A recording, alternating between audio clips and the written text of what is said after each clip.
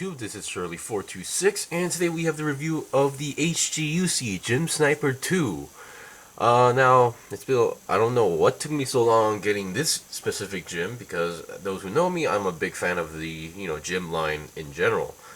And yes, if you guys are wondering, I have pre-ordered the Premium Banda exclusive Master Grade Gym called Districts Type, and the Reborns 100 Gun Easy ground type as well. So I have pre-ordered those two mobile suits, so you can expect a review from me in the future.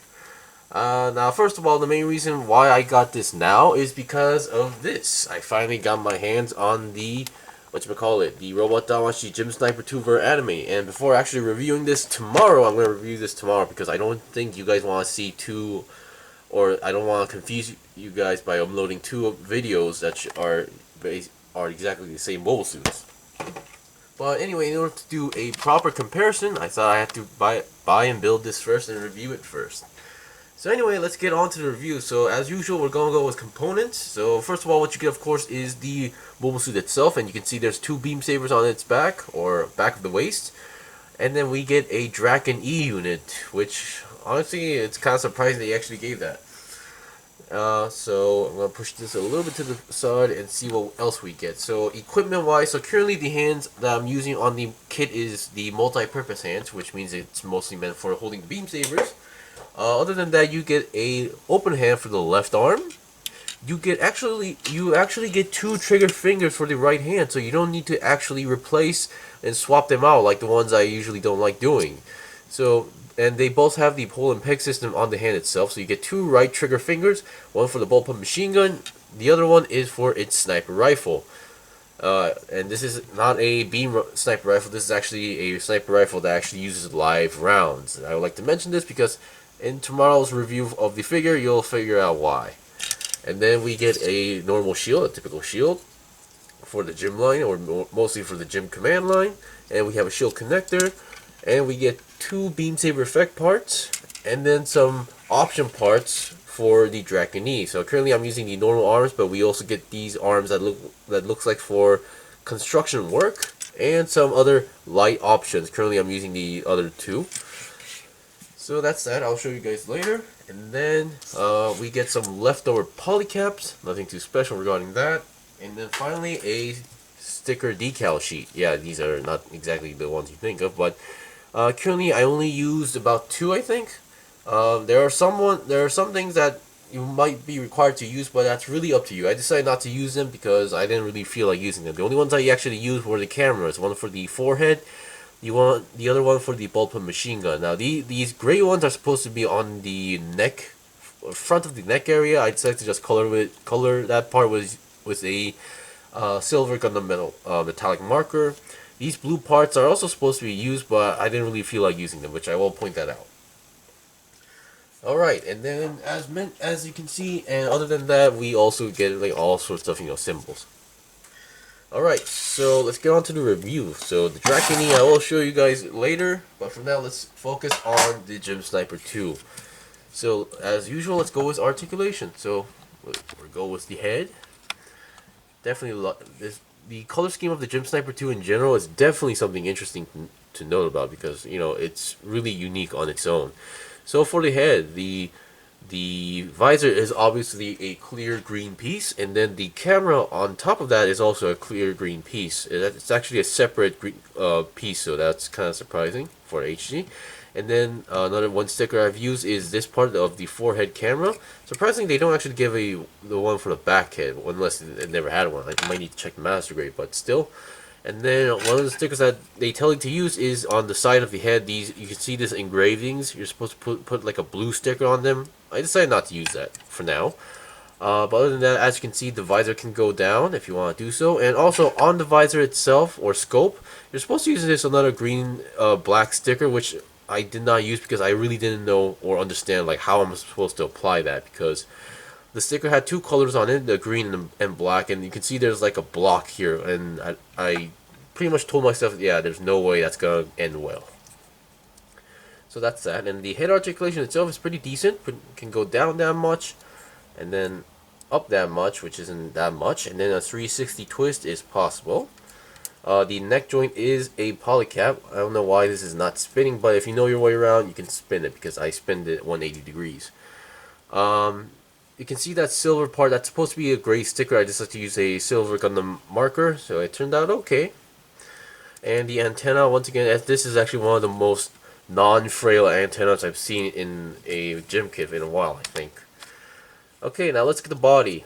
The body, it's pretty decent, but this kit came out in 2012, so I don't think there were some ab crunch on those period kits. So yeah, the middle section that's connecting the body and the waist is a large peg with a end tip ball joint of a polycap. So yeah, you can kind of get an idea. So but still, because of that, 360 twist is no problem at all. As mentioned, there's no ab crunch, but you can see there is a little bit of movement, but I don't think that should be considered of a ab crunch. And then the shoulders, once again, they're the ball joints connected to the body with a polycap, so you have your forward and backward movement, but not as much as you think compared to more modern HG kits. And then the arms can go to the side 90 degrees. 360 twist on the arm is possible. Hands are your typical ball jointed hands, and the arm itself can go 360.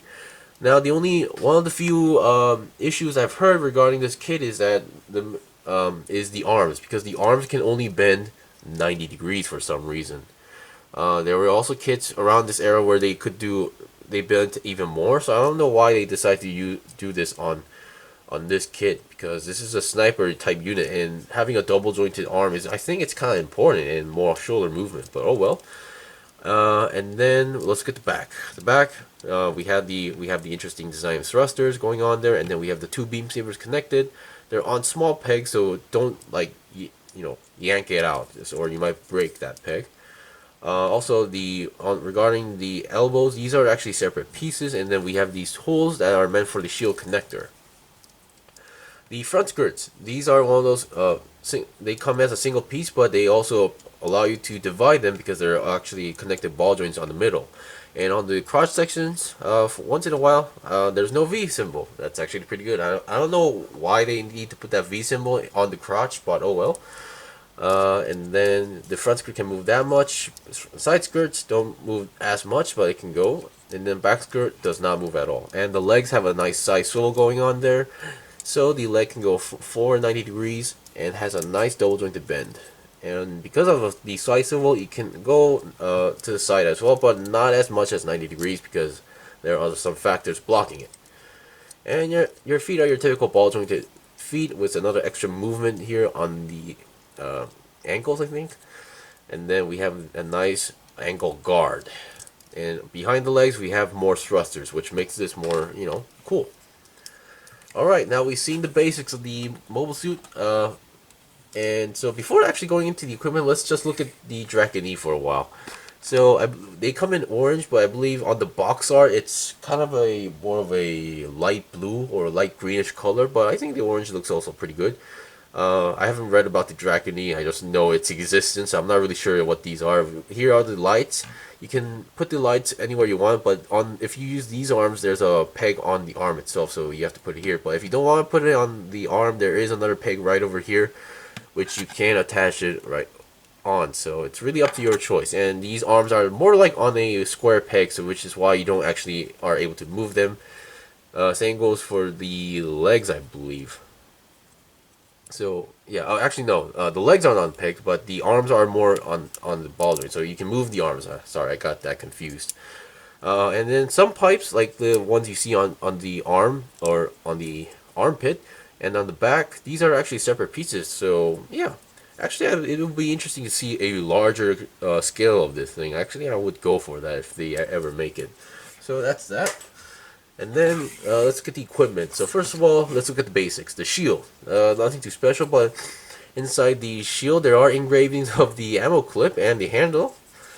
Which, being an HG kit, that's totally understandable. But because since the master grade totally aced that, I don't really mind. So we have the shield, very solid connection, and since the shield is on a peg, no problem on moving that. And if you don't like putting on the my bad. If you don't like putting it on the side, you can also put it on the back as well. And then let's look at the sniper rifle. Now the sniper rifle, it's it's purely gray, unlike the Master Grade where there was a mixture color of gray and green, I believe. But yeah.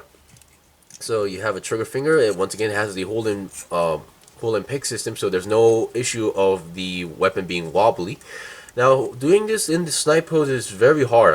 I actually had a more easier time with the Master Grade and the Robot Danmachi figure. So, so here we have the best way I can do is that you basically swap this out for an open hand. And what I like to do is just basically close the visor, oops, and then try to make this scope be in front of the head as much as possible. Something like this. Not like I can't directly line them up, and then try to like wiggle. Oh boy. Try to wiggle around the hand so it can at least match up, you know, holding the sniper rifle. But once again, this is a very hard task. So yeah, basically something like this is the best I could do.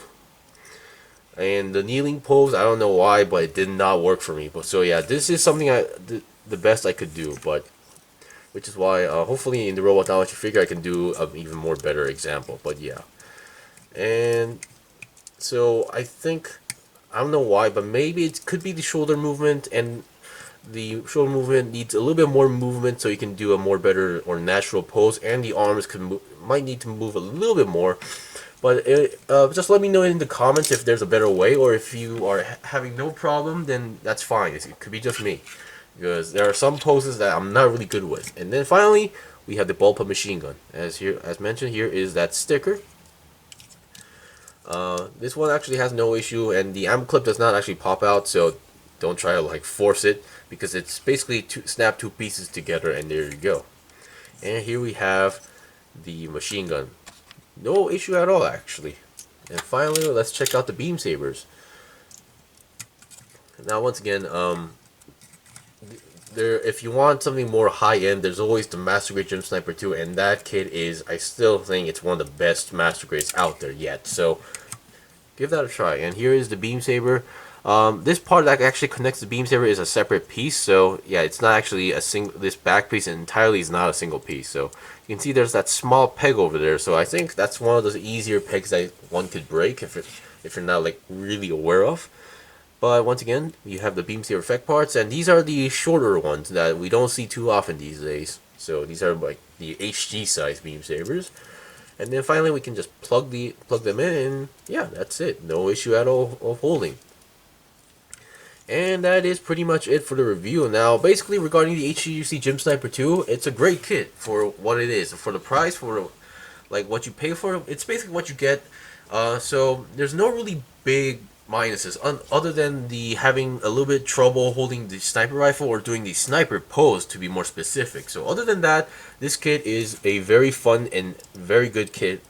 I'm not going to say it's the best gym kit, because there are some better quality gym kits out there, but nonetheless, this is not a kit that is to be ignored. So if you're a big fan of the mobile suit, definitely get it. Anyway, thank you for watching the review. This was the review of the HGUC Gym Sniper 2. If you guys got any questions or requests, leave a comment below. I still have more stuff to buy and build and make reviews out, so please stay tuned. Until then, see you guys next time.